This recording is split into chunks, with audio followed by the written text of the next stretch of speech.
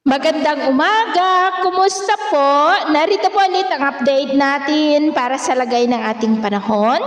Ngayong umaga po ng August 17, 2025. Sa ngayon po ay dalawang low pressure area ang nandito sa may West Pacific na pareho po na nasa labas ng Philippine Area of Responsibility. Pero ang dalawang ito po ay hindi naman na po inaasahan na makaapekto dito sa ating bansa. Ang nasa kanluran ay hinahatak po nito ang habagat, palayo po ngayon dito sa ating bansa. At easterlies naman, ang nakakaapekto na ngayon dyan sa silangan po ng ating bansa. At sa ating long range forecast, wala pa rin naman pong bagyo na nakikita na tatawid po dito sa ating kalupaan for the next 5 to 7 days. Pero hindi pa rin inaalis ang posibilidad na may mabuo muli na sama ng panahon sa paligid ng ating bansa sa susunod na mga araw.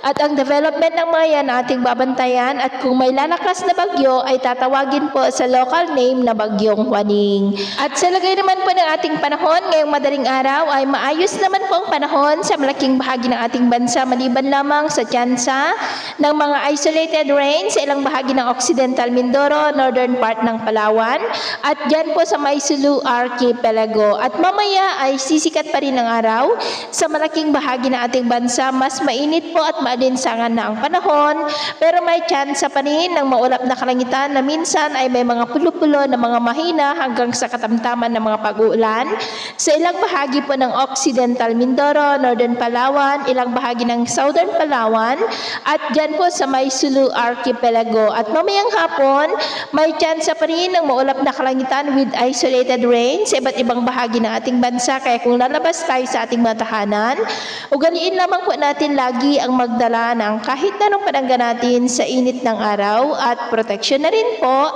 sa mga biglaang buhos ng ulan. At sa atin naman pong mga baybayin, wala naman po tayong nakataas na anumang gale warning signals, pero iba yung pag-iingat lamang po kung papalaot tayo para po mas makaiwas sa mga sakunang pangkaragatan. So ito lang latest update natin sa araw na ito. Ako po muli si James na nagsasabing sa kahit anong pagsubok po na darating sa ating buhay, huwag na huwag po tayong mawawalan ng pag-asa. Thank you and God bless!